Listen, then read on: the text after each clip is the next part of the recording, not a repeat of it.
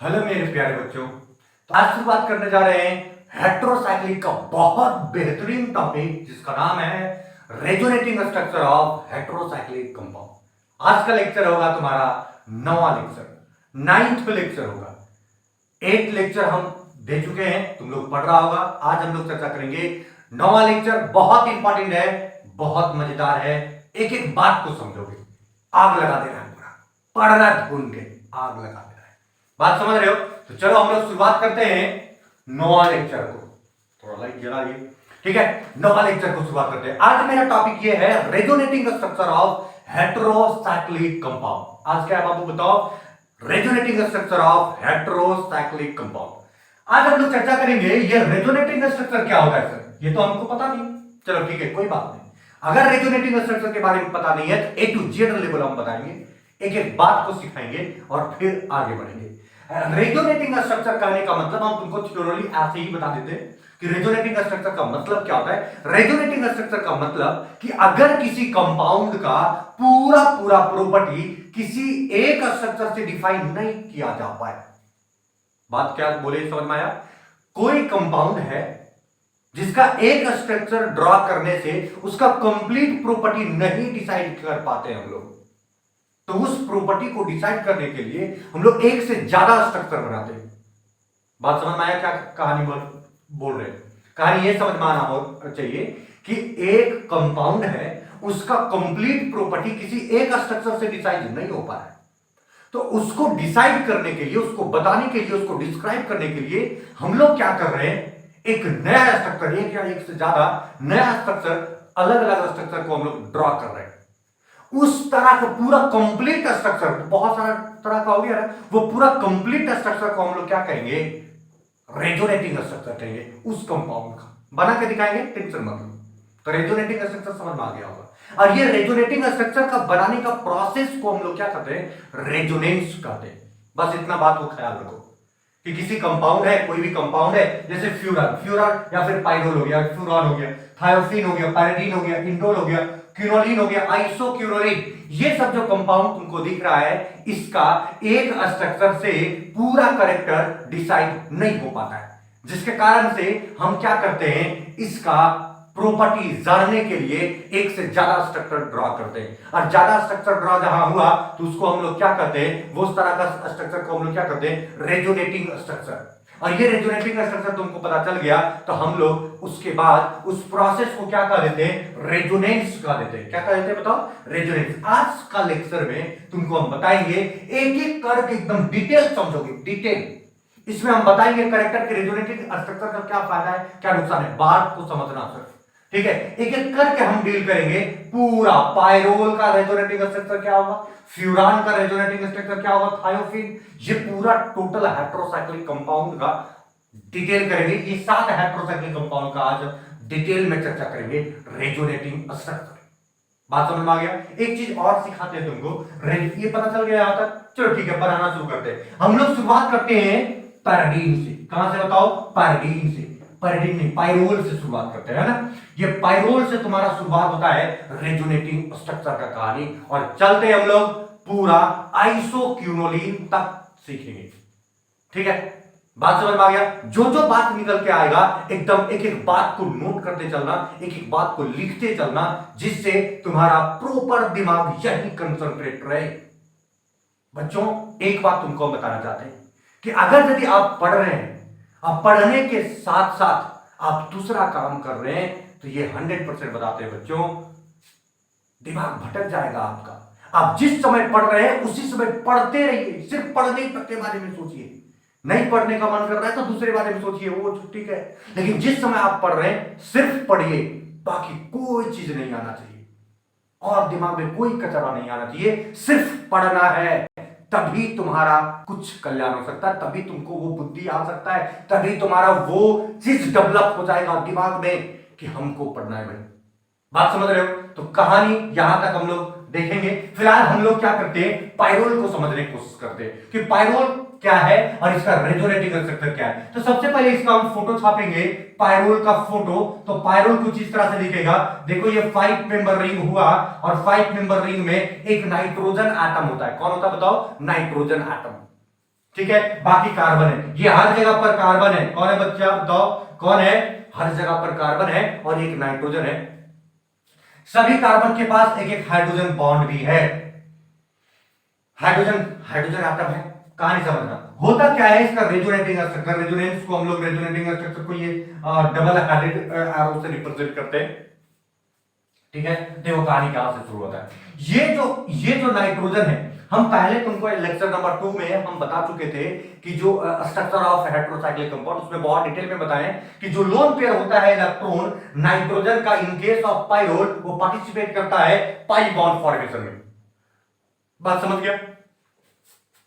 तो ये तुम्हारा पार्टिसिपेट करेगा पाई बॉन्ड फॉर्मेशन में। तो जैसे यहां अटैक किया तो ये जो बॉन्ड बना हुआ है इसके बीच जो बॉन्ड बना हुआ है ये शिफ्ट करके यहां चला जाता है। कुल मिलाकर थोड़ा सा हम नंबरिंग कर दे तो ज्यादा मजा आएगा। ये देखो 1 है, ये 2 है, ये 3 है, ये 4 है, ये 5 है।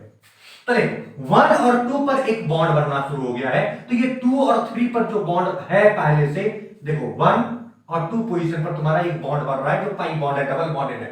तो 2 और 3 पर जो बॉन्ड है वो शिफ्ट करके और 3 पर चला जाता है, क्योंकि 2 के पास सिर्फ 5 बॉन्ड हो जाएगा जो कभी भी स्टेबल नहीं हो सकता। बात समझ में आ गया? तो चलो हम लोग क्या करते हैं, एक नेक्स्ट डायग्राम बनाते हैं। और ये तुम्हारा नाइट्रोजन तो है, यहां समझना, ये हाइड्रोजन भी है। अब यहां से ये बॉन्ड, ये 4 और 5 वाला बॉन्ड जैसे है वैसे ही रहने दो, 4 5 बॉन्ड कुछ नहीं करना है। अब यहां से तुम्हारा क्या हो गया, देखो ध्यान से देखना, ये तुम्हारा 1 और 2 पर एक बॉन्ड आ गया, यहां आ गया। और ये 2 और 3 वाला बॉन्ड कहां चला गया, 3 पर लोन पेयर के रूप में, ये तुम्हारा नेगेटिव चार्ज हो गया। कहानी समझ में आ गया? बिल्कुल समझ में आ रहा है। तो चलो, और यहां तुम्हारा जो लोन पेयर है वो तो इसमें डिस्ट्रीब्यूट हो गया ना 1 और 2 का बॉन्ड फॉर्मेशन में। कुल मिलाकर 1 के पास क्या हो गया, घाटा लग गया, मतलब पॉजिटिव चार्ज आएगा। जब भी किसी के पास इलेक्ट्रॉन का कमी हो जाए तो वो अपना कैसे व्यक्त करता है, पॉजिटिव चार्ज के रूप में। ये तुम जानते हो, बहुत अच्छे से तरीके से जानते हो। अब कहानी आगे बढ़ता है। अब ये क्या करता है, ये थर्ड पोजीशन वाला भी तुम्हारा इलेक्ट्रॉन रखता नहीं, ये आगे शिफ्ट करता है, ये दे देता है 3 4 बॉन्ड बनाता है। देखो 3 और 4 के बीच में बॉन्ड बनाता है। अब जैसे यहां बनाया तो 4 और 5 वाला बॉन्ड शिफ्ट करके और 5 पोजीशन पर आ जाता है। अब कहानी यहां क्या बन जाएगा, थोड़ा सा देखो डायग्राम कुछ ऐसा बनेगा, ये नाइट्रोजन है और ये तुम्हारा हाइड्रोजन है, और ये शिफ्ट करके यहां लोन पेयर आ गया और ऐसे कुछ नेगेटिव चार्ज, और यहां तुम्हारा बॉन्ड शिफ्ट करके यहां चला गया, ये बॉन्ड जैसे कैसे है ये रख दो और ये पॉजिटिव चार्ज हो गया। बात समझ में आ गया? बिल्कुल क्लियर है। नेक्स्ट तुम बात करोगे तो आगे देखोगे क्या, ये 3 और देखो 3, ये 5 है ना, ये 5 और 1 के बीच था, तो 5 और 1 के बीच तुम्हारा क्या बनता है, एक बॉन्ड फिर से बनता है, तो ये शिफ्ट करके यहां चला जाता है। ठीक है, ध्यान देना, पहले थर्ड पर ये नेगेटिव थर्ड पर आया था, अब वो जो नेगेटिव आ रहा है 2 पर आ रहा है, इसलिए अलग स्ट्रक्चर है। ये तुम्हारा कहानी यहां तो हो गया। ऐसे ये हाइड्रोजन है, ये शिफ्ट करके यहां बॉन्ड बन गया, देखो ये शिफ्ट किया यहां बॉन्ड बना, ये जैसे कैसे ये बॉन्ड खुल के और यहां आ गया। कहानी समझ में आ गया? बिल्कुल समझ में आ रहा है, बिल्कुल आगे बढ़े। चलो ठीक है, अब यहां से क्या होता है, आगे फिर से बढ़ता है, ये शिफ्ट यहां किया तो ये शिफ्ट यहां किया, तो यहां से कुछ यहां से फिर से कहानी बन जाता है, ये बॉन्ड बना, ये नाइट्रोजन है, और यहां से क्या हो जाता है, ये लोन पेयर यहां आ गया, और ये तुम्हारा बॉन्ड जैसे तैसे था, ये हाइड्रोजन जैसे तैसे है, और एक बॉन्ड यहां आ गया है। कहानी समझ रहे हो? अब क्या होता है, लास्ट और अंतिम तुम्हारा क्या है, ये शिफ्ट किया यहां, ओहो यहां पॉजिटिव चार्ज होगा ना नाइट्रोजन पर, इसलिए क्योंकि नाइट्रोजन अभी भी वैसा ही कंडीशन में है, यहां भी नाइट्रोजन पर ये इलेक्ट्रॉन खींच लेगा नाइट्रोजन। तो कुल मिलाकर तुम्हारा क्या बन जाएगा बाबू बताओ, ये नाइट्रोजन है और ये तुम्हारा क्या हो जाएगा, ऐसे, ये कुछ ऐसे, और यहां फिर से इसका लोन पेयर आ गया। ध्यान दो, हम नंबरिंग देते हैं, structure number 1, structure number 2, structure number 3, structure number 4, structure number 5 and structure number 6। तो ये तुम्हारा 6 नंबर स्ट्रक्चर है। 1 और 6 को तुम देखोगे तो कुल मिलाकर एक ही जैसा स्ट्रक्चर लगेगा, तो ये तो तुम्हारा सिमिलर स्ट्रक्चर हो गया। तो टोटल कितना स्ट्रक्चर बना बताओ, अलग अलग तरह का टोटल 5 स्ट्रक्चर बनता है पाइरोल के केस में, जो रेजोनेटिंग स्ट्रक्चर है। सारा स्ट्रक्चर अलग अलग चीज बता रहा है बाबू, ध्यान से समझना, बहुत बढ़िया से समझना। ठीक है, सारा स्ट्रक्चर क्या बताता है, अलग अलग चीज बता रहा है। देखो ध्यान से समझना, यहां से अगर ये शिफ्ट कर रहा है तो ये कहां जाता है बताओ, 3 पोजीशन पर। नेगेटिव चार्ज कहां हो गया, 3 पोजीशन पर हुआ, नेगेटिव चार्ज फिर कहां हुआ, 5 पोजीशन पर हुआ, फिर 2 पोजीशन पर हुआ, फिर 4 पोजीशन पर हुआ, जैसे तैसे, मतलब पूरे राउंड कर रहा है इसका इलेक्ट्रॉन। बात समझ रहे हो? तो एक हम लोग फाइनल स्ट्रक्चर छापते हैं, और फाइनल स्ट्रक्चर क्या करते हैं कि इलेक्ट्रॉन पूरा राउंड कर रहा है, इसलिए भैया इसको हम लोग क्या कहते हैं, हाइब्रिड स्ट्रक्चर। तो ये पूरा इलेक्ट्रॉन ऐसे राउंड कर रहा है ना, तो ऐसे हम लोग गोल गोल लगा देते हैं कि pyrrole, this is the hybrid structure of pyrrole. ये कौन सा स्ट्रक्चर है बताओ? हाइब्रिड स्ट्रक्चर है किसका? पायरोल का। कहानी समझ में आ गई? बिल्कुल समझ में आ रहा है। हाँ, एक बात अब थोड़ा सा देखना, इसका रेजोनेंस एनर्जी जो होता है वो होता है 92 किलो जूल पर मोल। कितना होता है बताओ? 92 किलो जूल पर मोल। ये बहुत सारा एग्जाम में डायरेक्टली पूछ देता है कि the resonance energy of pyrrole, the resonance energy of pyrrole. कहानी समझ में आ गया? बिल्कुल समझ में आ रहा है। नेक्स्ट अगर हम बात करें तो यहां देखो बाबू, नाइट्रोजन जो है, नाइट्रोजन पायरोल का केस में ये किस तरह का हाइब्रिडाइजेशन में रहेगा? sp2 हाइब्रिडाइजेशन में। ये भी बात दिमाग में रखोगे। वैसे हम स्ट्रक्चर ऑफ हेटेरोसाइक्लिक कंपाउंड में बहुत डिटेल में चर्चा कर चुके हैं, इसलिए इसको बताने का उतना ज्यादा ये नहीं करते। लेक्चर नंबर 2 में अगर यदि इसके बारे में जानना पूरा खानदानी चर्चा तो तुम देख सकते हो। कहानी समझ में आ गया होगा? ये है तुम्हारा पायरोल का कहानी। अब यहां से देखना कि पायरोल का कहानी में ये लोन पेयर नेगेटिव चार्ज के रूप में आया। किसके रूप में आया बताओ? नेगेटिव चार्ज के रूप में आया। नेगेटिव चार्ज का इसका मतलब रिंग में बहुत सारा इलेक्ट्रॉन है, नेगेटिव है, तो ये खुद इलेक्ट्रॉन डोनेटिंग है, तभी तो नेगेटिव चार्ज आ रहा है। इसका मतलब इस पर अगर कोई अटैक करेगा तो कौन आएगा? भूखा चीज। और वो भूखा चीज कौन रहेगा? इलेक्ट्रोफाइल, जिसको इलेक्ट्रॉन का जरूरत हो। बात समझ रहे हो? अच्छा, इसका चर्चा तो हम सेपरेट वीडियो में करेंगे, electrophilic substitution reaction of pyrrole. लेकिन हम ये बता दे रहे हैं कि पायरोल पर जनरली कौन अटैक करेगा बताओ?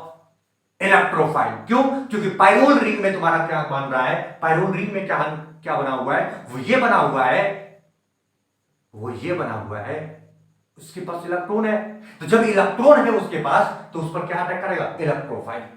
इसके पास ज्यादा इलेक्ट्रॉन है, इलेक्ट्रॉन का मात्रा बढ़ रहा है, तभी घूम रहा है, वही इलेक्ट्रॉन दे दे के घूम रहा है। कुल मिलाकर इस पर इलेक्ट्रोफाइल आएगा। इलेक्ट्रोफाइल कहने का मतलब ये हो गया जो इलेक्ट्रॉन चाहता हो, तो जो इलेक्ट्रॉन चाहेगा ये इलेक्ट्रॉन देने का काम करेगा, वही ले लेगा, आसानी से बॉन्ड फॉर्मेशन हो जाएगा। इसका डिटेल चर्चा करेंगे हम इलेक्ट्रोफिलिक का एक नेक्स्ट वीडियो में। लेकिन फिलहाल ये हुआ तुम्हारा resonating structure of pyrrole. Resonating structure of pyrrole. एक चीज ध्यान देना कि पायरोल, फ्यूरान और थायोफीन में कोई अंतर नहीं होता है। रेजोनेटिंग स्ट्रक्चर तीनों रिंग का सेम होता है, लेकिन तीनों से बहुत बड़ा चीज सीखना है आज और समझना भी है। सीखना भी है और समझना भी है। तो चलो फिलहाल हम क्या करते हैं, this one is the resonating structure of pyrrole. यहां तक छाप लोगे, छापने के बाद हम लोग चर्चा करते हैं रेजोनेटिंग स्ट्रक्चर ऑफ फ्यूरान। ठीक है, इसका रेजोनेंस एनर्जी थोड़ा सा दिमाग में रखना। रेजोनेंस एनर्जी कितना हो रहा है? 92 किलो जूल पर। कहानी समझ में आ गया? बिल्कुल समझ में आ रहा है। फोटो जल्दी छाप लो, जल्दी फोटो छाप लो। चलो हम ये मान लेते हैं कि तुम लोग फोटो छाप लिया, अगर नहीं छाप पाया है तो स्क्रीनशॉट करके और छाप लो। ठीक है, हम अब बात करते हैं फ्यूरान का रेजोनेटिंग स्ट्रक्चर का। बच्चों एक एक बात को ध्यान देना, बहुत इंपॉर्टेंट बनने वाला है ये टॉपिक। पहले रेजोनेंस को समझा दें हम, बात रेजोनेटिंग स्ट्रक्चर को हम समझा दें, उसके बाद हम डिटेल में समझाएंगे इसका एरोमेटिक कैरेक्टर किसका ज्यादा होगा, इसका एरोमेटिक कैरेक्टर किसका ज्यादा होगा, कौन ज्यादा इलेक्ट्रोफिलिक सब्स्टिट्यूशन रिएक्शन में ज्यादा रिएक्शन करेगा। तो बहुत डिटेल में हम बताने वाले हैं, एकदम बने रहो और एक एक बात को नोटिस करते रहो। जो भी अच्छा लगे, जो भी चीज निकल के आए, जो तुम्हारे लिए इंपॉर्टेंट है उसको लिख डालो। आज से ये प्रण कर लो, भैया हमको लिखना है, हमको पढ़ना है, चाहे जो हो जाए। फिलहाल आगे बढ़ते। दूसरा तुम्हारा क्या है? फ्यूरान।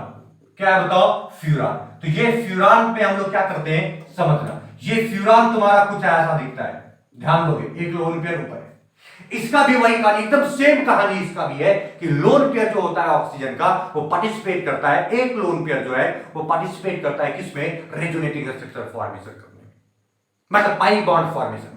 तो कैसे बनेगा ये थोड़ा देखो। ये लोन पेयर पार्टिसिपेट किया, ये खुल के यहां चला गया। इसको अगर 1 दे तो 2 3 4 5। ध्यान दो, एकदम बहुत आसान हो गया। ये तुम्हारा ऑक्सीजन है, यहां डबल बॉन्ड हो जाएगा और ये लोन पेयर यहां हो गया। अब थोड़ा फटाफट करते क्योंकि तुम लोग एक्सपर्ट हो चुके हो। तो इस पर कौन सा चार्ज आएगा बताओ? Positive charge. अब ये तुम्हारा यहां अटैक करेगा, ये तुम्हारा इस पर आ जाएगा। कहानी क्या बन जाएगा देखो, एकदम बढ़िया समझना। ये तुम्हारा ऑक्सीजन है, ये ऑक्सीजन है, ये तुम्हारा यहां बन गया, ये तुम्हारा नेगेटिव चार्ज हो गया। कहानी तो तुमको समझ में आ रहा होगा। ये लोन पेयर बाहर वाला बचा हुआ है, ठीक है। आगे बढ़ाओगे, ये तुम्हारा यहाँ अटैक किया, ये खुल के यहाँ जाएगा, मतलब क्या बन जाएगा थोड़ा बताओ। ये ऑक्सीजन है और यहाँ से तुम्हारा ऐसे कुछ बन गया ये, और यहाँ तुम्हारा लोन पेयर, इस पर पॉजिटिव चार्ज। ये तुम जान रहे हो क्योंकि पिछला हम पायरोल में डिटेल चर्चा की है, तुम समझ सकते हो। ये फिर से अटैक करेगा यहाँ, ये खुल के यहाँ जाएगा, मतलब कुल मिलाकर ऐसे रिंग, ये तुम्हारा फ्यूरान हो गया, ये बॉन्ड जैसे वैसे, ये यहाँ एक बॉन्ड हुआ, यहाँ नेगेटिव चार्ज, इस पर पॉजिटिव, और यहाँ एक लोन पेयर बचेगा। बात समझ रहे हो। ऑक्सीजन पर 2 लोन पेयर था, एक लोन पेयर पार्टिसिपेट किया पाई बॉन्ड फॉर्मेशन करने में, एक बॉन्ड बचा रहेगा, जैसे है वैसा ही रहेगा, और वो बाहर में रहेगा, वो अंदर रिंग के अंदर पार्टिसिपेट नहीं करेगा, वो बाहर रहेगा, है ना, रिंग से बाहर। चलो आगे हम लोग बढ़ते हैं। ये क्या करेगा थोड़ा सा बताओ। ये पार्टिसिपेट यहां किया, ये खुल के वहां चला गया, मतलब ये रिंग तुम्हारा यहां बना ऑक्सीजन, और ये यहां पार्टिसिपेट किया, यहां लोन पेयर आ गया, फिर से ये फ्यूरान आ गया। इसको स्ट्रक्चर 1 माने, 2 माने, 3 माने, 3 4 माने, इसको 5 मानते और इसको 6 मानते।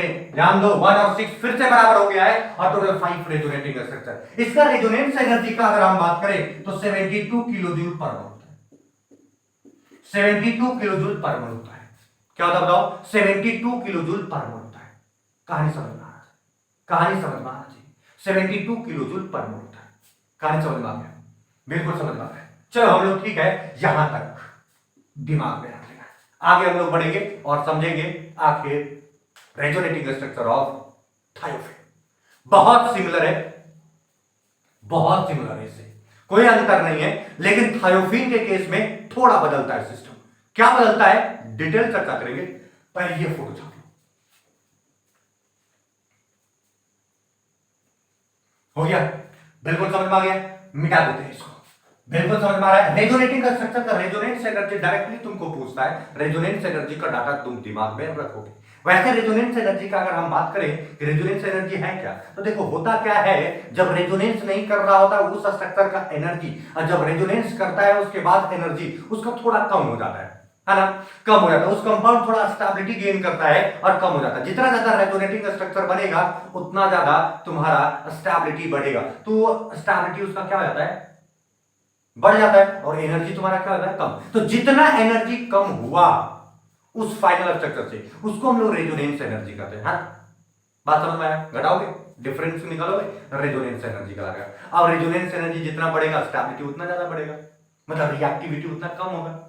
रेजोनेंस बढ़ने से, रेजोनेंस एनर्जी बढ़ने से स्टेबिलिटी बढ़ता है, और ज्यादा स्टेबिलिटी होगा रिएक्टिविटी कम होगा। ये कहानी तुम दिमाग में रखना सिर्फ ऐसे ही, ठीक है। अब फिलहाल हम यहां क्या करते हैं, इसको हम मिटा दे रहे हैं। अब हम लोग लिखते हैं रेजोनेटिंग स्ट्रक्चर ऑफ थायोफिन। जल्दी, एकदम सेम है, कोई चेंज नहीं है। मैं तो मिटा के बता रहा हूं ना, तुमको वही से एकदम सेम सेम दिखना है और समझना है, क्योंकि तुम थायोफिन का प्रिपरेशन कर लियो हो, प्रॉपर इसका प्रिपरेशन हम बहुत डिटेल में किए हैं। थायोफिन का तो स्ट्रक्चर तो जानते हो, बनाना शुरू कर दो तुम। देखो क्या करेंगे, ये थायोफिन का रेजोनेटिंग स्ट्रक्चर हो गया, तो थायोफिन का रेजोनेटिंग स्ट्रक्चर में कहानी क्या बनेगा, ये थोड़ा देखो।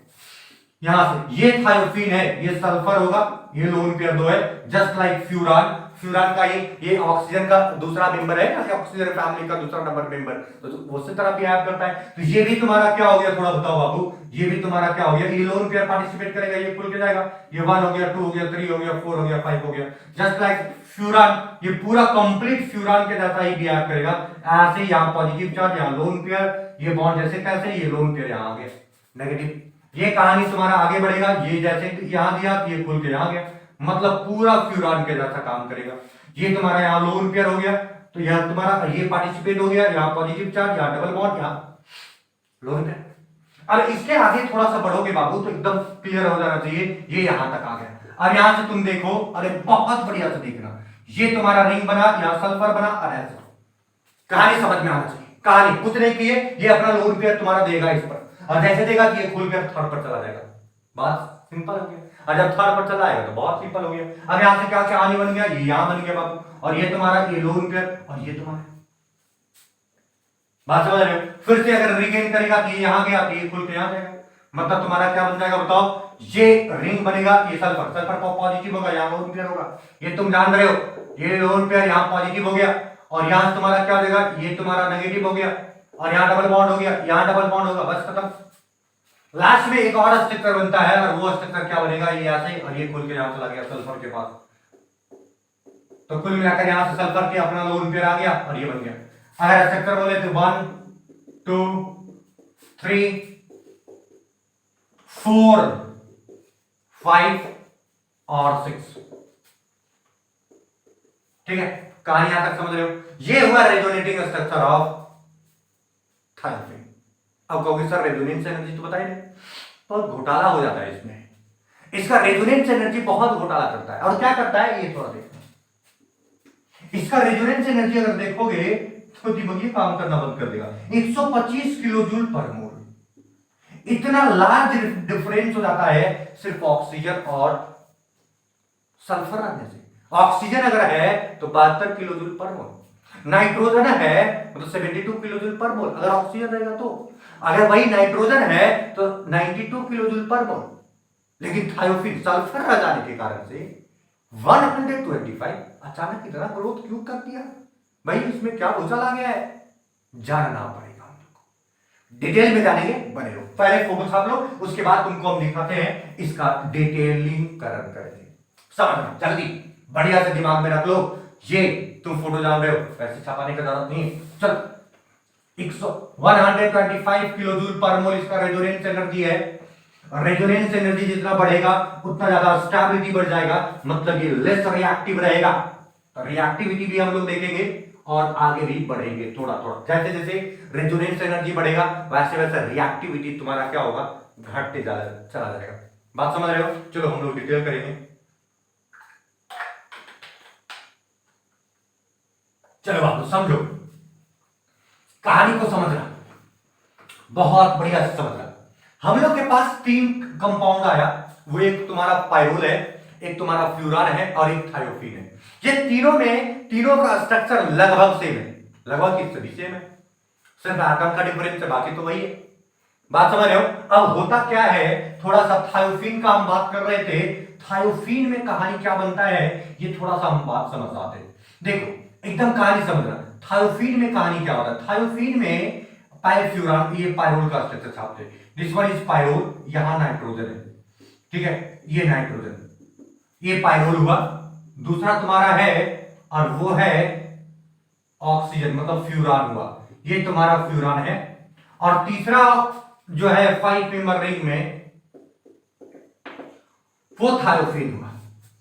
अगर हम बात करें इस नाइट्रोजन का और इस ऑक्सीजन का, तो ये तुम्हारा क्या है, ये तुम्हारा क्या है, सेकेंड मेंबर एलिमेंट है, मतलब सेकेंड पीरियड एलिमेंट है। तुम देखोगे अगर इसका इलेक्ट्रॉनिक कॉन्फ़िगरेशन करो और इसका इलेक्ट्रॉनिक कॉन्फ़िगरेशन करो तो तुमको सेकेंड सेल में ही जाना पड़ेगा, जैसे नाइट्रोजन का 7 होता है। तो 1s2 2s2 2p कितना हो गया 3। देखो दूसरा सेल में, मतलब सेकेंड सेल का, मतलब सेकेंड पीरियड का एलिमेंट है, इसमें कोई वैकेंट ऑर्बिटल, एटॉमिक ऑर्बिटल नहीं है। देख लो 1s2 2s2 2p3, तो इसमें वैकेंट ऑर्बिटल नहीं है। इसमें भी वही कहानी है, 1s2 2s2 एंड 2p4 यहां हो जाएगा बस। इसमें भी वही कहानी है। लेकिन अगर बात करें सल्फर का तो बात बहुत बिगड़ जाता है। सल्फर का अगर हम बात करें तो यहां से तुम्हारा क्या जाता है, नियोन का हो गया 10, ये जानता होगा ना। चलो नियोन का 10 हो गया और क्या हो जाएगा 3s2, नियोन का 10, तो ये तुम्हारा हो गया 3s2 एंड 3p4। देख लो ध्यान से, अगर तुमको इसका जनरल इलेक्ट्रॉनिक कॉन्फ़िगरेशन करना तो 1s2 2s2 2p6 3s2 3p4, ये तो आना ही चाहिए तुम लोग को। अब यहां से देखो तो ध्यान देना, ये थर्ड सेल है और ये सेकेंड सेल है, ये भी सेकेंड सेल। थर्ड सेल में डी ऑर्बिटल भी आता है, मतलब 3d इस एलिमेंट का पूरे वैकेंट है, पूरे वैकेंट है, मतलब खाली है। ये करता क्या है, ये जो लोन पेयर इलेक्ट्रॉन है, ये ध्यान देना, ये कभी कभी क्या करता है, पार्टिसिपेट करने लगता है डी ऑर्बिटल में। डी ऑर्बिटल में अपना इलेक्ट्रॉन को फैला देता है बाबू, ध्यान दो। थायोफिन जो है अपना इलेक्ट्रॉन को क्या करता है, फैला देता है। इसलिए ये इसका इलेक्ट्रॉन जो है वो ज्यादा कंट्रीब्यूशन नहीं हो पा रहा है इस रिंग में, क्योंकि फैला दे रहा है। बात समझना, बात समझना, कहानी समझो। ये नाइट्रोजन है, ये ऑक्सीजन है। नाइट्रोजन और ऑक्सीजन कहीं दूसरी जगह दे नहीं सकता, कहीं दूसरी जगह दे नहीं सकता। तो दूसरी जगह नहीं दे सकता तो फिर क्या होगा कहानी, क्या होगा कहानी बताओ। तो दूसरी जगह दे नहीं सकता तो फिर कहां देगा, ये भैया रिंग में ही देगा। इसलिए इसका रेजोनेटिंग स्ट्रक्चर जो है वो तुम्हारा ओनली 5 ही हो जाता है, ओनली 5 ही हो जाता है। लेकिन इसका participation of D orbital electron, ये डी ऑर्बिटल में पहुंचने लगता है इलेक्ट्रॉन, जिसके कारण से इसका रेजोनेटिंग स्ट्रक्चर में ही ग्रोथ कर जाता है, रेजोनेटिंग स्ट्रक्चर में ही ग्रोथ कर जाता है, रेजोनेटिंग स्ट्रक्चर बढ़ जाता है।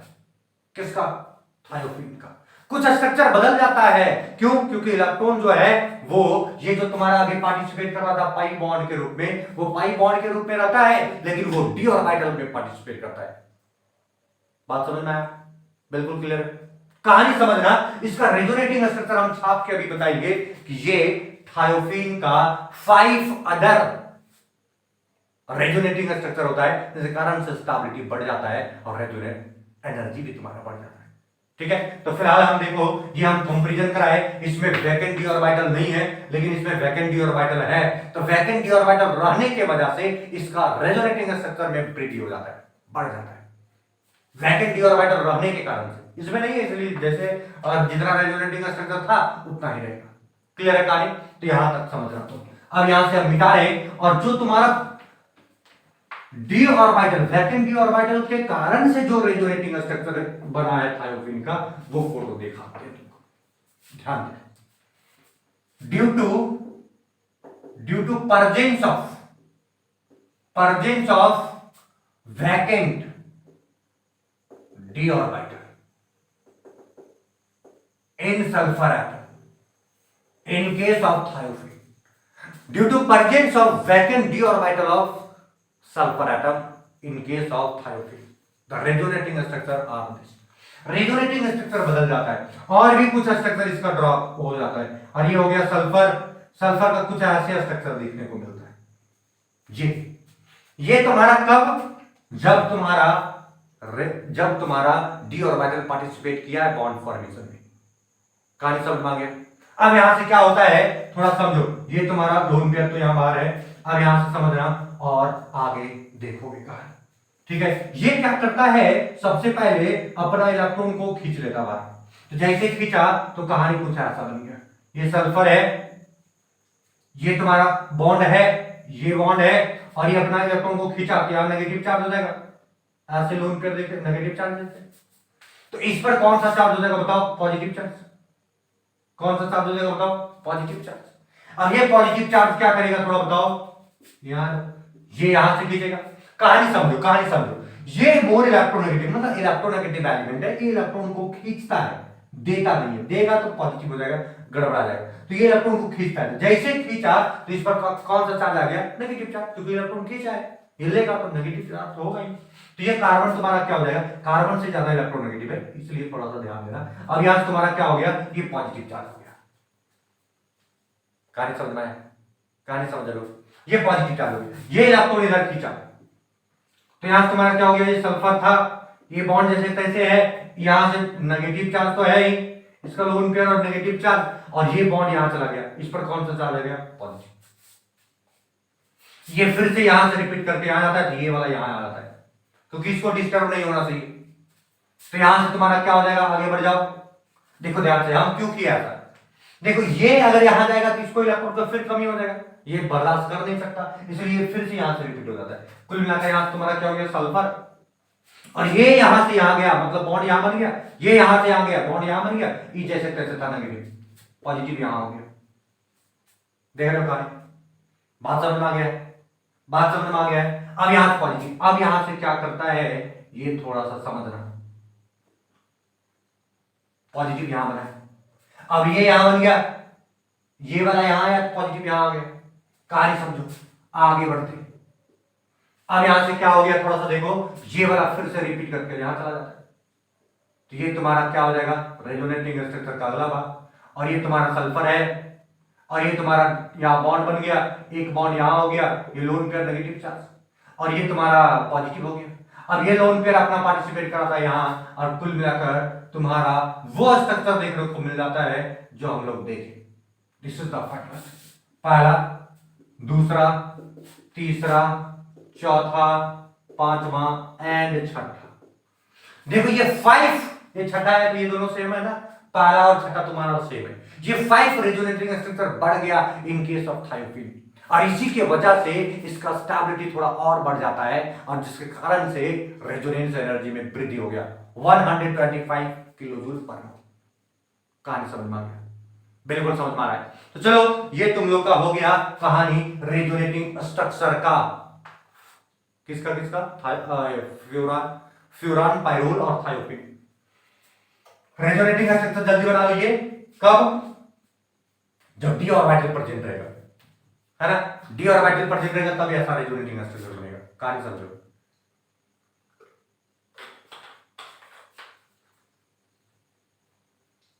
अब हम लोग बात करते हैं तो इससे हुआ कौन सी, क्या इफेक्ट हुआ, ध्यान दो। हम लोग थोड़ा सा एरोमेटिक कैरेक्टर का बात करते हैं, ठीक है। ये तीनों में सबसे ज्यादा एरोमेटिक कैरेक्टर किसका होगा? ध्यान देना, सबसे ज्यादा एरोमेटिक कैरेक्टर किसका ज्यादा होगा? जिसका एरोमेटिक एनर्जी, रेजोनेंस एनर्जी ज्यादा होगा, एरोमेटिक कैरेक्टर उसका क्या होगा? फिलहाल देखो, वैसे तुम लोग को समझाते हैं। ये तुम्हारा पाइरोल है, नाइट्रोजन, और ये तुम्हारा लोन पेयर, यहां दूसरा फ्यूरान है, ये फ्यूरान हुआ लोन पेयर, और तीसरा ये थायोफिन हुआ। कहानी समझो। अगर इसका इलेक्ट्रोनेगेटिविटी, इसका इलेक्ट्रोनेगेटिविटी और इसका इलेक्ट्रोनेगेटिविटी देखें, तुम लोग का याद होगा कि इलेक्ट्रोनेगेटिविटी में एक हम लोग टर्म याद करते थे, फोन। फ्लोरीन ज्यादा इलेक्ट्रोनेगेटिव है, उसके बाद ऑक्सीजन, उसके बाद नाइट्रोजन। ज्यादा इलेक्ट्रोनेगेटिव कौन है? अगर इसके कंपैरिजन किया जाए तो तुम्हारा ऑक्सीजन ज्यादा इलेक्ट्रोनेगेटिव है, उसके बाद तुम्हारा क्या है? नाइट्रोजन। तो ऑक्सीजन ज्यादा इलेक्ट्रोनेगेटिव हो गया, फिर तुम्हारा नाइट्रोजन, और फाइनली फिर सल्फर हो गया। तो ज्यादा इलेक्ट्रोनेगेटिव कौन है? ऑक्सीजन। ऑक्सीजन ज्यादा इलेक्ट्रोनेगेटिव है, इसका मतलब इलेक्ट्रॉन खींचना चाहेगा, ज्यादा देना नहीं चाहेगा। और जब ज्यादा नहीं देना चाहेगा तो इसका जो पूरा पूरा इलेक्ट्रॉन है ये बहुत काफी मन से रेजोनेंस में पार्टिसिपेट नहीं होगा। और जब ये रेजोनेंस में बहुत अच्छे से पार्टिसिपेट नहीं होगा तो जरूर, लेकिन एक होता है ना खुशी मन से, लोग भैया पार्टिसिपेट होते हैं, एक होता है जबरदस्ती मारपीट के पार्टिसिपेट करा रहे। बात समझ रहे हो? तो मारपीट के पार्टिसिपेट करा रहे हो तो खुशी मन से नहीं पार्टिसिपेट किया तो भैया पार्टिसिपेट ही नहीं करो, है ना। अगर पार्टिसिपेट करना है, तुम जानते हो पार्टिसिपेट करना है, मजबूरी, कोई उपाय नहीं है दूसरा, तुम खुले मन से करना, और नहीं पार्टिसिपेट करना है मत करो। लेकिन ये क्या किया, पार्टिसिपेट तो करना ही है लेकिन खुले मन से नहीं किया। ये मन कर रहा है इसका, नहीं इलेक्ट्रॉन नहीं देंगे हम, लेकिन देना पड़ेगा, मजबूरी। ध्यान दो, तो ये इलेक्ट्रॉन इसको डोनेट करता है, लेकिन काफी मन से बढ़िया से नहीं देता है। इसका स्ट्रक्चर इसको 1 मानते हैं, इसको 2 मानते हैं, इसको 3 मानते हैं, ठीक है। ध्यान देना, ये उतना ज्यादा बढ़िया से इलेक्ट्रॉन नहीं देगा। जब नहीं देगा इसका मतलब इसका जो 6 पाई इलेक्ट्रॉन वाला कॉन्सेप्ट है वो बहुत जल्दी नहीं बनेगा। इसका मतलब ये इसका एरोमेटिक कैरेक्टर जो है वो बहुत बहुत कम शो करेगा, क्योंकि जल्दी इलेक्ट्रॉन देगा ही तो 6 पाई इलेक्ट्रॉन होगा ही, और जब 6 पाई इलेक्ट्रॉन नहीं होगा तो हक्कल्स रूल फॉलो नहीं करेगा, और जब हक्कल्स रूल फॉलो नहीं करेगा कुल मिलाकर ये एरोमेटिक नहीं हो। बात समझा? तो एरोमेटिक रहता है लेकिन लेस एरोमेटिक। क्यों? क्योंकि जल्दी इलेक्ट्रॉन देता नहीं है, जल्दी ये हक्कल्स रूल को फॉलो करता नहीं है, मारपीट करने की बातें फॉलो करता है। समझ में आया बात? क्लियर हो गया कहानी? तो ये चीज थोड़ा सा दिमाग में तुमको रख लेना है। ये तुम्हारा यहां पार्टिसिपेट किया तो इसका एरोमेटिक कैरेक्टर है लेकिन सबसे कम होगा। जितना ज्यादा इलेक्ट्रोनेगेटिव एलिमेंट तुम्हारा प्रेजेंट रहेगा हेटेरोसाइक्लिक कंपाउंड में, उतना ज्यादा लेस एरोमेटिक कैरेक्टर होगा।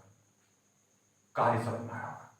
बिल्कुल समझ में आया। तो ये तुम्हारा फ्यूरान तुम्हारा क्या हो गया? लेस एरोमेटिक हो गया। नाइट्रोजन थोड़ा सा ही ज्यादा देने की कोशिश करता है, ले भैया तुम ले ले, थोड़ा सा मोर एरोमेटिक हो गया। थायोफिन तो बहुत ज्यादा कम इलेक्ट्रोनेगेटिव है, ये तो देता ही है। इसका मतलब सबसे ज्यादा एरोमेटिक कैरेक्टर का रूप में अगर हम बात करें तो वो कौन हो गया बताओ? थायोफिन। उसके बाद पाइरोल, उसके बाद तुम्हारा क्या हो गया? तो एरोमेटिक का अगर यदि ऑर्डर लिखें, increasing aromatic character, aromatic character. तो सबसे कम किसका होगा थोड़ा बताओ, फ्यूरान का, तो ये फ्यूरान लिख दो, सबसे कम होगा। उसके बाद किसका होगा, पायरोल का, पायरोल लिख दो। फिर तुम्हारा किसका होगा, थायोफिन का। मतलब यहां से ध्यान दो कि ये एरोमेटिक कैरेक्टर का अगर हम बात करें तो फ्यूरान सबसे कम होगा, क्योंकि इलेक्ट्रॉन जल्दी देता नहीं है, जिस कारण से पार्टिसिपेटर बहुत कम हो जाता है। कहानी समझ में आ गया होगा। चलो आगे बढ़ जाते हैं और आगे देखते हैं और कहानी। मिटा दे इसको, मिटा दे। ये तीनों में एक बात और तुमको दिखाते, एक बात और सिखाते, ये एरोमेटिक कैरेक्टर हो गया, ठीक है। एक चीज और समझो, मेरी बात को समझो, बात को। अगर हम बात करें ये तीनों में, ये हम बात करें ये तीनों में, इलेक्ट्रोफाइल जो है वो ज्यादा रिएक्टिव किस में होगा? इलेक्ट्रोफाइल को जल्दी इलेक्ट्रॉन कौन देगा? तो तुमको तो खुद बताओ, कौन देगा इलेक्ट्रॉन जल्दी? देखो ध्यान से, यहां कहानी समझना, बहुत मजेदार कहानी है। नाइट्रोजन और ऑक्सीजन में पहले टक्कर कराओ, नाइट्रोजन और ऑक्सीजन में पहले टक्कर कराओ, तो नाइट्रोजन भैया जल्दी इलेक्ट्रॉन देगा, क्योंकि डोनेटिंग ये लेस इलेक्ट्रोनेगेटिव है, इसलिए जल्दी डोनेट करेगा। तो जल्दी डोनेट करेगा तो कोई भी इलेक्ट्रोफाइल आएगा तो जल्दी देगा। कहानी समझ में आ गई, कहानी समझ में आ गया। उसके बाद तुम्हारा कौन होगा, फ्यूरान, ठीक है। अगर थायोफिन से रिलेट कराओगे तो इसका जो इलेक्ट्रॉन होता है वो डी ऑर्बिटल में पार्टिसिपेट करके अपने स्टेबल है, कोई मतलब नहीं रखा, जो दूसरा देना ही नहीं चाहता, क्योंकि इसका अपना डी ऑर्बिटल खुद बैकेंड है, तो दूसरा के पास चलता है इलेक्ट्रॉन, ये बर्दाश्त करना नहीं चाहता। समझ रहे हो? नहीं समझा सर, नहीं समझा, सच्ची में नहीं समझा। तो फिर से बता रहे, पायरोल तुम्हारा बहुत ज्यादा रिएक्टिव होगा क्योंकि इलेक्ट्रॉन डोनेट करेगा। उसके बाद तुम्हारा क्या हो जाएगा, थोड़ा बताओ, फ्यूरान हो जाएगा। और उसके बाद तुम्हारा क्या हो जाएगा, थायोफिन। तो अगर हम इलेक्ट्रोफाइल सब्स्टिट्यूशन रिएक्शन में थोड़ा, ये तो हम बात करेंगे इलेक्ट्रोफिलिक सब्स्टिट्यूशन रिएक्शन अलग से ही तुमको वीडियो प्रोवाइड करेंगे, लेकिन इसमें तुमको हम इतना बता दे रहे हैं कि ज्यादा रिएक्टिव कौन होगा, तो पायरोल बहुत ज्यादा रिएक्टिव होगा। तो पायरोल तुम्हारा रिएक्टिव होगा। उसके बाद ज्यादा रिएक्टिव कौन होगा, फ्यूरान होगा। और उसके बाद तुम्हारा कौन होगा बताओ, थायोफिन। थायोफिन बहुत बहुत कम होगा रिएक्टिविटी के मामले में। तो ये थोड़ा दिमाग में तुमको क्या करना है, रख लेना है। ये तुमको क्या करना है, दिमाग में रख लेना है। रिएक्टिविटी कम क्यों हुआ, ये तुम्हारा लेस इलेक्ट्रोनेगेटिव है। अब कहोगे सर ये तो बहुत कम था, अरे ये था, लेकिन इसका इलेक्ट्रॉन जो अपना इलेक्ट्रॉन है दूसरा को देने ना छोड़ के ये खुद अपना वैकेंट ऑर्बिटल में रखना ज्यादा पसंद करता है। डी ऑर्बिटल इसका वैकेंट है ना, तो ज्यादा पसंद करता है, वो देना नहीं चाहता दूसरे को। लेकिन इसके पास तुम्हारा वैकेंट ऑर्बिटल, इसके और इसके पास तो गुंजाइश है ही नहीं, तो ये थोड़ा कंजूस है, देना नहीं चाहता, ये लेस इलेक्ट्रोनेगेटिव, मोर इलेक्ट्रोनेगेटिव है, इसलिए भैया ये जल्दी देगा नहीं। तो ये रिएक्टिविटी जो इलेक्ट्रोफाइल के साथ रहेगा कम होगा। लेकिन इसके साथ कोई टेंशन नहीं है, देंगे भैया तो देंगे, दे रहा है। समझ में आया? अपना वैकेंट ऑर्बिटल तो है रे जो रखना है, चल दूसरे को देना है तो दे दो। पायरोल तुम्हारा बढ़िया रिएक्शन करेगा इलेक्ट्रोफिलिक के साथ। उसके बाद फ्यूरान, उसके बाद थायोफिन। थायोफिन सबसे कम इलेक्ट्रोफिलिक सब्स्टिट्यूशन रिएक्शन में पार्टिसिपेट करना चाहेगा। कहानी समझ में आ गया? बिल्कुल समझ में आ रहा है। और ये कहानी तुमको और भी बताते हैं कि थायोफिन कम पार्टिसिपेट क्यों करता है। देखो, जब इसका इलेक्ट्रॉन डी में पार्टिसिपेट नहीं करता है तो नेगेटिव चार्ज आता है। मतलब इलेक्ट्रॉन का रेजोनेंस में देखोगे, रेजोनेटिंग स्ट्रक्चर में देखोगे कि अगर ये डी ऑर्बिटल में पार्टिसिपेट नहीं किया तो यहां तुम्हारा जो आ रहा है वो तुम्हारा नेगेटिव आ रहा है, मतलब इलेक्ट्रोफाइल आ जाओ। लेकिन जब इलेक्ट्रॉन पार्टिसिपेट कर जाता है डी ऑर्बिटल में तो इस पर क्या आता है, ये थोड़ा देखना, जब डी ऑर्बिटल में पार्टिसिपेट कर जाता है तो यहां पॉजिटिव चार्ज आ जाता है। कैसा चार्ज आता है बताओ, पॉजिटिव। मतलब इलेक्ट्रॉन, रिंग के पास इलेक्ट्रॉन है ही नहीं, ऐसा दिखा रहा है। तो कुल मिलाकर इलेक्ट्रोफाइल को आने देगा बताओ, नहीं आने देगा ना। इलेक्ट्रोफाइल खुद भूखा आदमी, ये खुद भूखा अपने प्रदर्शन कर रहा है, कैसे देगा उसको इलेक्ट्रॉन, नहीं दे पाएगा। तो कम देगा, देगा जरूर लेकिन कम देगा। कहानी समझ में आ गया, कहानी समझ में आ गया। तो ये तुम दो बात लिख लो, एक एरोमेटिक कैरेक्टर, दूसरा तुम्हारा क्या हो गया, रिएक्टिविटी टुवर्ड्स इलेक्ट्रोफाइल। इलेक्ट्रोफाइल के साथ रिएक्टिविटी किसका ज्यादा रहेगा, किसका रहेगा, पायरोल का बहुत ज्यादा रहेगा, फ्यूरान का, उसके बाद थायोफिन का। ठीक है, तो ये कहानी समझ के रखना। तो ऐसे इलेक्ट्रोफिलिक सब्स्टिट्यूशन रिएक्शन एक एक करके हम सबका अलग अलग वीडियो में हम बताएंगे, लेकिन तुमको यहां तक ओवरव्यू बताएंगे। ठीक है, इलेक्ट्रोफाइल पायरोल पर भी अटैक करेगा, फ्यूरॉन पर भी अटैक करेगा और थायोफिन पर भी अटैक करेगा। लेकिन इलेक्ट्रोफाइल पूरा खुशी खुशी मन से आए घर, पायरोल पर चला जाएगा, पायरोल कुछ कहेगा भी नहीं, हाँ भैया ले जाओ, कोई टेंशन नहीं, इलेक्ट्रॉन ले जाओ, है ना, या फिर आ जाओ मेरे साथ, कोई दिक्कत नहीं। फ्यूरॉन थोड़ा सा देगा जरूर, लेकिन नहीं देना चाहते हैं हम, लेकिन देगा, समझ रहे हो। लेकिन थायोफिन कहेगा नहीं नहीं नहीं नहीं नहीं नहीं नहीं नहीं, लेकिन देगा, बस थोड़ा ज्यादा नहीं नहीं करेगा, है ना। कहानी समझ रहे हो। फिलहाल देखो इसको हम मिटा रहे हैं, यहां तक कहानी समझ में आ गया होगा। तो अब हम आगे बढ़ेंगे और आगे बढ़ जाएंगे किसके, पायरिडीन को चर्चा करेंगे। आखिर पायरिडीन का रेगुलेटिंग स्ट्रक्चर क्या है, ध्यान दें, मिटा दें इसको, मिटा दें।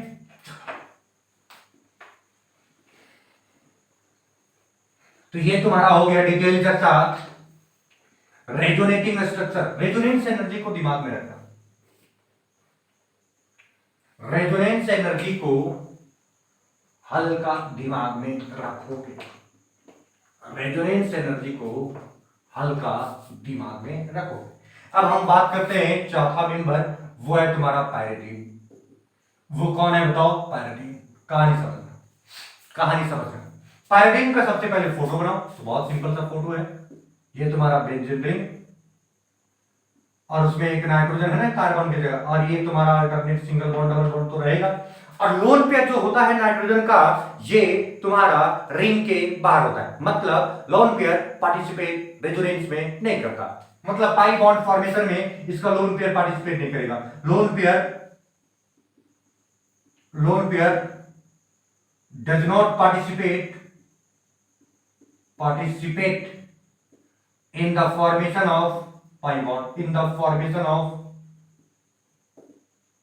bond, मतलब पाई बॉन्ड फॉर्मेशन में ये पार्टिसिपेट नहीं करता है।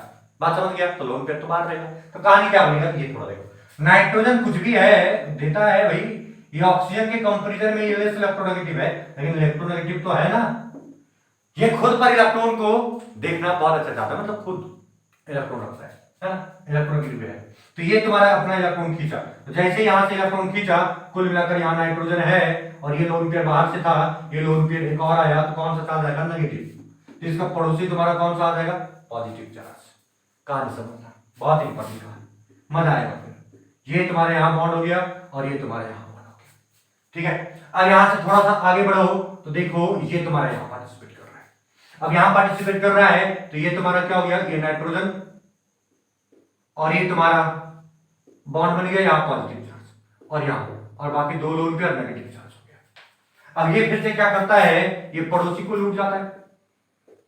ये नाइट्रोजन हो गया नेगेटिव चार्ज, ये तुम्हारा यहां से ये बॉन्ड आ गया, ये बॉन्ड आ गया, यहां पॉजिटिव चार्ज। कहानी समझ में आया। और फिर फर्दर क्या करता है, ये नेगेटिव यहां अटैक करता है और फिर वही बन जाता है जो पहले शुरू में था। ये नाइट्रोजन यहां हो गया, अच्छा नहीं बन रहा, ये तुम्हारा हो गया नाइट्रोजन में यहां तुम्हारा यहां पार्टिसिपेट किया, कुछ यहां तुम्हारा यहां पार्टिसिपेट किया यहां, और ये लोन पेयर बाहर से, ये फिर से वही बन गया। मतलब कुल मिलाकर यहां से देखो इसका रेजोनेटिंग स्ट्रक्चर को देखो। हाँ, इसका रेजोनेंस एनर्जी का अगर बात करें तो बहुत ज्यादा नहीं होता है, बहुत कॉमन डिफरेंस है जूल। देखो 125 मतलब 125.5 किलो जूल पर मोल। इसका रेजोनेटिंग स्ट्रक्चर कितना बताओ, 125 किलो जूल पर मोल, ठीक है, 0.5 125.5 किलो जूल पर मोल। ये तुम्हारा रेजोनेटिंग स्ट्रक्चर है, किस रेजोनेंस एनर्जी किसका, पर मोल का। कुल मिलाकर थायोफिन से बहुत ज्यादा अंतर नहीं है, लगभग सेम है।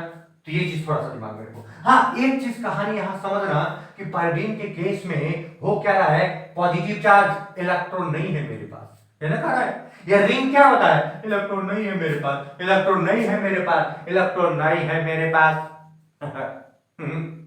इलेक्ट्रॉन नहीं है मेरे पास।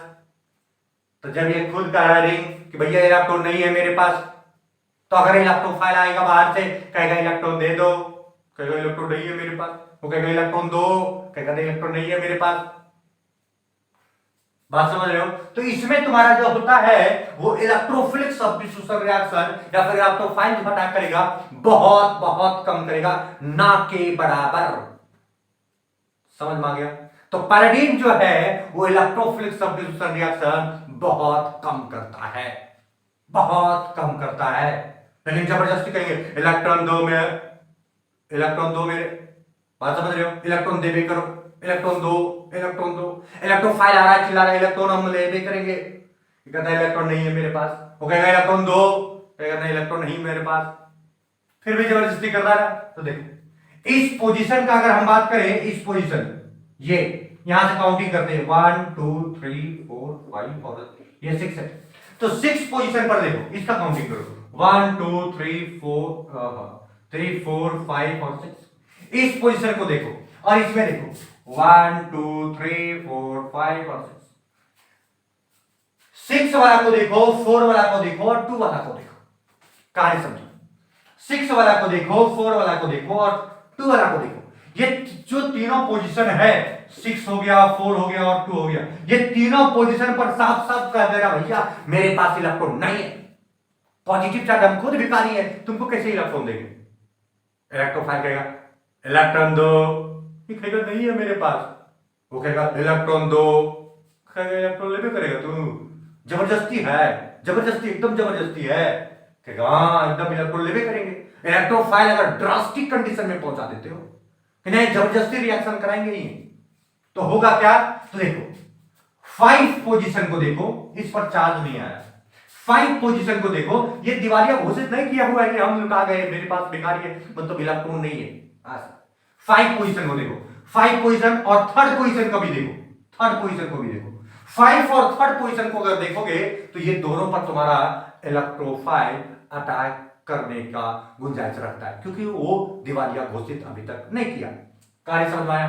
तो इलेक्ट्रोफाइल जब भी अटैक करेगा तो तुम्हारा कहां पर अटैक करना चाहेगा बताओ? क्योंकि ये तो पूरे रिपेल कर देगा ना, ये चौथा छठा और दूसरा कहेगा नहीं एकदम नहीं भाई, हम तो इलेक्ट्रोफाइल इस पर तो अटैक होना ही नहीं चाहिए। कहां अटैक करेगा? 5 पर और थर्ड पर। समझ गया? कहानी समझ गया? बात समझ में आ रहा है? चलो ठीक है। अगर हम बात करें न्यूक्लियोफाइल का बात, तो न्यूक्लियोफाइल तो तुम्हारा है वो क्या करता है? इलेक्ट्रॉन देने का काम करता है। तो ये जैसे इलेक्ट्रॉन देने वाला आ जाएगा ना, ये खुश हो जाएगा पैराडीन करीब, ओहो हम तो भुकालते, चलो इलेक्ट्रॉन देने वाला आ जाओ आ जाओ। तो न्यूक्लियोफाइल आसानी से अटैक करेगा, न्यूक्लियोफाइल आसानी से अटैक करेगा। अब कहां कहां अटैक करना चाहेगा बताओ? दूसरा पर, चौथा पर और छठा पर। बात समझ रहे? दूसरा पर, चौथा पर और छठा पर, ये 3 जगह है जहां न्यूक्लियोफाइल आसानी से दे सकता है, क्योंकि वही तो भुखाल है, जहां भुखाया वहां दे दो इलेक्ट्रॉन। बात समझ रहे हो? तो न्यूक्लियोफाइल अगर अटैक करेगा तो तुम्हारा कहां पर अटैक करेगा बताओ? दूसरा पोजीशन पर। अब नाइट्रोजन को इलेक्ट्रॉन का जरूरत है बहुत ज्यादा, तो नाइट्रोजन का पड़ोसी अगर यदि न्यूक्लियोफाइल बन जाए, नाइट्रोजन बड़ी खुश, भैया इलेक्ट्रॉन मेरे साथ नहीं आया है, स्टेबल तुम्हारा रहेगा दूसरा पोजीशन पर। अगर 4 पोजीशन पर करोगे तो तुम्हारा थोड़ा सा दूर रहेगा, नाइट्रोजन कहेगा आया भी तो दूर ही आया समझ रहे हो? तो कुल मिलाकर तुम्हारा क्या हो जाएगा? नाइट्रोजन जो है वो अपने पास रखना चाहेगा न्यूक्लियोफाइल को, तो दूसरा पोजीशन पर बहुत अच्छा से अटैक करेगा। कौन? न्यूक्लियोफाइल। अगर हम बात करें छठा, तो छठा में तो दूसरे ना होगा, अगर इधर से काउंटिंग करो तो छठा बराबर दूसरा। बात समझ में आ गया? बहुत डिटेल में हम चर्चा कर दिए पैराडीन का। वैसे इसका इलेक्ट्रोफिलिक सब्स्टिट्यूशन रिएक्शन या फिर न्यूक्लियोफिलिक सब्स्टिट्यूशन रिएक्शन बहुत डिटेल में चर्चा करेंगे नेक्स्ट लेक्चर में। बात समझा? लेकिन यहां तुमको ओवरव्यू बताए कि इसका इलेक्ट्रोफिलिक सब्स्टिट्यूशन रिएक्शन बहुत कम होता है, लेकिन एट ड्रास्टिक कंडीशन अगर पूरा मारपीट का अगर तुम कराते हो तो होगा, लेकिन कौन कौन सा पोजीशन पर होगा? पांचवा और तीसरा। पांचवा तीसरा दोनों बराबर है, इधर से काउंट करोगे तीसरा हो जाएगा, इधर से काउंट करोगे ये तीसरा हो जाएगा, कुल मिलाकर तीसरा पोजीशन पर करेगा। लेकिन न्यूक्लियोफाइल का अगर हम बात करें तो चौथा पर कम करेगा, लेकिन दूसरा पर ज्यादा करेगा। क्यों? क्योंकि ये इलेक्ट्रॉन रखना चाहता है ना कौन? नाइट्रोजन। नाइट्रोजन तुम्हारा इलेक्ट्रॉन सामने रखना चाहता है, भैया सामने रहो, ज्यादा फायदामंद है ना, मेरे लिए फायदामंद ज्यादा है। कहानी यहां तक समझ में आ गया होगा। ये तुम्हारा है पैराडीन का कहानी। इसका तुम्हारा क्या है रेजोनेटिंग स्ट्रक्चर थोड़ा बताओ? ये तुम्हारा 5 रेजोनेटिंग स्ट्रक्चर बना, 1 2 3 4 5, हाँ 4, और तुम्हारा ये तुम्हारा रेजोनेंस एनर्जी तो तुम्हारा है वो कितना है?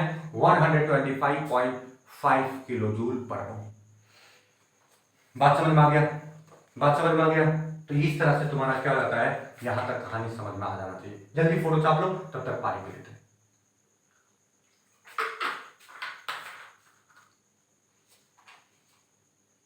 जल्दी फोटो छाप लो। पैराडीन का कहानी चले। अब हम लोग किसका कहानी चलेंगे बताओ?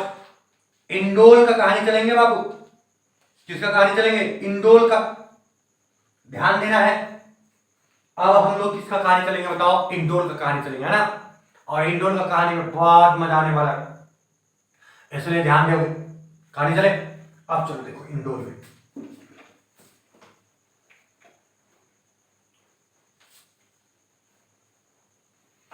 चलो देखते हैं आगे और समझते हैं बात को। इंडोल का कहानी। इंडोल कौन है? बहुत अच्छे से जानते हो तुम, लेकिन उसका रेजोनेंस एनर्जी कितना है, रेजोनेटिंग स्ट्रक्चर क्या है? देखो ध्यान से। इंडोल, ये इंडोल है ना, ध्यान देना। अगर हम बात करें इंडोल का तो बेंजीन रिंग और इसमें पायरोल रहता है। कौन रहता है बताओ? पायरोल, लोन पेयर अंदर से। अगर हम बात करें लोन पेयर अंदर से, है ना, इसका रेजोनेंस एनर्जी का बात करें तो 200 किलो जूल पर मोल होता है। कितना होता है बताओ? 200 किलो जूल पर मोल। इंडोल का रेजोनेंस एनर्जी अगर हम बात करें तो कितना होगा बताओ? 200 किलो जूल पर मोल। कहानी समझ में आ गया। अब यहां से देखो, ये क्या करता है? इलेक्ट्रॉन डोनेट करता है।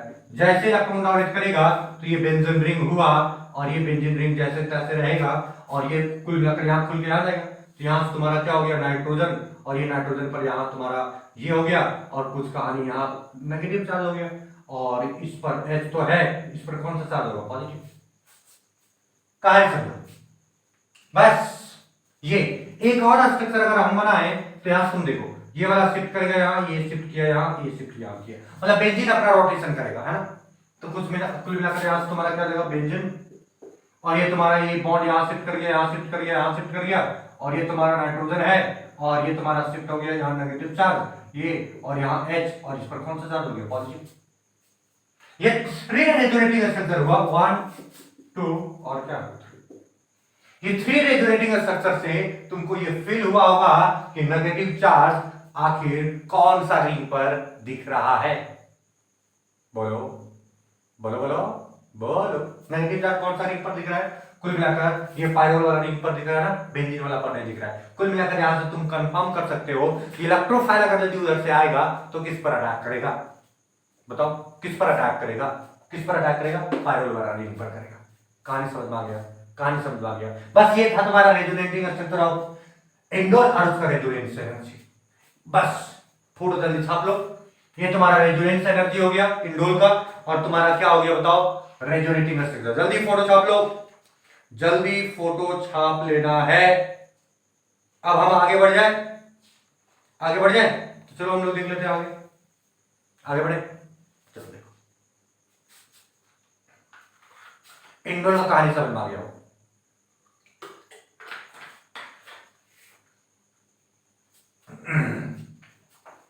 अब हम लोग आइसोक्यूनोलिन और क्यूनोलिन का कहानी चलेंगे। तो चलो हम लोग बनाते हैं क्यूनोलिन को। किसको बनाएंगे बताओ? क्यूनोलिन को।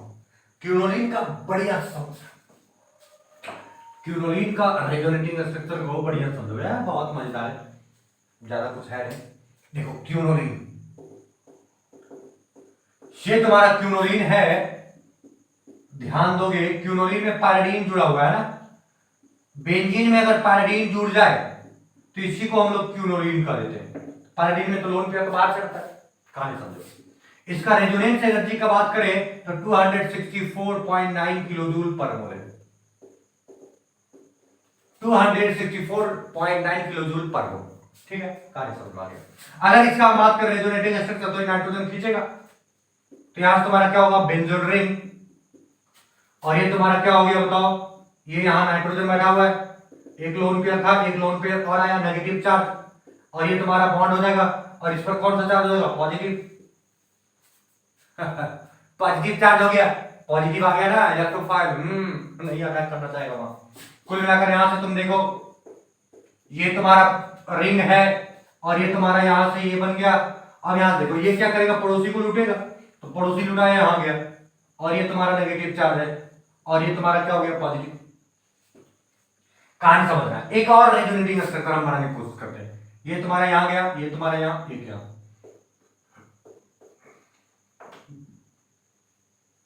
ये तुम्हारा नाइट्रोजन है और ये तुम्हारा पॉजिटिव चार्ज हो गया, ये तुम्हारा जैसे तैसे है, ये तुम्हारा 2 लोन पेयर है, नेगेटिव चार्ज हो गया, और ये तुम्हारे यहां शिफ्ट कर गया, यहां शिफ्ट कर गया, यहां शिफ्ट कर गया। ये टोटल कितना रेजोनेटिंग स्ट्रक्चर हो गया? 1 2 3 4, 4 रेजोनेटिंग स्ट्रक्चर देखने को मिल रहा है। कहानी समझना, बढ़िया से कहानी, तुमको रेजोनेंस एनर्जी पता चल गया। कहानी ये है कि अगर यदि इस रिंग को देखो, एक तुम्हारा बेंजीन वाला रिंग है और एक पायरिडीन वाला रिंग है। पायरिडीन वाला रिंग को देखो, पायरिडीन वाला रिंग को देखो, पॉजिटिव चार्ज डेवलप किया हुआ है। मतलब अगर इलेक्ट्रोफाइल उधर से आ रहा है तो क्या कहेगा? ए भैया मेरे पास मत आ रहा है, नहीं कहेगा ना, क्योंकि खुद भूखा हुआ है वो, इलेक्ट्रोफाइल को नहीं कहेगा। लेकिन बेंजीन ऐसा हरकत नहीं कर रहा है। बेंजीन अपने आप में एक इलेक्ट्रॉन डोनेटिंग ग्रुप है। बेंजीन अपने आप में क्या करता है? अपना पाई इलेक्ट्रॉन को डोनेट करता है। ये आसानी से क्या कहेगा? ठीक है आना। मतलब कुल मिलाकर इलेक्ट्रोफाइल जो है, इन केस ऑफ क्यूनिनोल, ये तुम्हारा जो है क्यूनोलीन, क्यूनोलीन अगर यदि हम बात करें, क्यूनोलीन का बात करें, तो इलेक्ट्रोफाइल जो है वो किस पर अटैक करेगा? थोड़ा बताओ, किस पर अटैक करेगा? बेंजीन रिंग पर करेगा, ना कि पायरिडीन रिंग पर करेगा। कहानी समझ आ गया। लेकिन न्यूक्लियोफाइल का बात करें तो बेंजीन रिंग पर नहीं करेगा, किधर करेगा बताओ? ये तुम्हारा पायरिडीन रिंग पर करेगा। कहानी समझ में आ गई। इसमें भी तुम्हारा इलेक्ट्रोफाइल और न्यूक्लियोफाइल का कॉन्सेप्ट दोनों आएगा, क्योंकि पायरिडीन है ना, पायरिडीन जहां आएगा वहां तुम्हारा कहानी यही पड़ेगा। तो कुल मिलाकर यहां तक तुमको समझा दिए, यहां तक तुमको हम बताने की कोशिश किए, और लास्ट में तुम्हारा आइसोक्यूनोलीन। बहुत अंतर नहीं है, बहुत सिंपल है। वहां पे मेरा इसको चलो देखो, ये तुम्हारा मिट गया।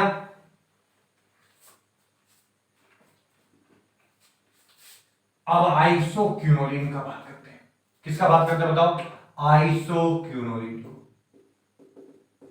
ये तुम्हारा आइसोक्यूनोलीन, आइसोक्यूनोलीन का फोटो छापो। ये तुम्हारा बेंजीन रिंग हो गया, ये तुम्हारा, ओहो यहां नाइट्रोजन नहीं है, ये सेकंड पोजीशन पर नाइट्रोजन है, ध्यान दोगे, और ये तुम्हारा ऐसे बॉन्ड हो गया, यहां लोन पेयर है। समझ रहा, बात को समझ रहा। ये क्या होता है? नाइट्रोजन अपना इलेक्ट्रॉन खींचा, तो यहां तुम्हारा क्या हो जाता है? थोड़ा बताओ। ये यहां तो नाइट्रोजन है, ये यहां बन गया, यहां कुछ ऐसे है, यहां लोन पेयर 2 हो गया, यहां पॉजिटिव चार्ज।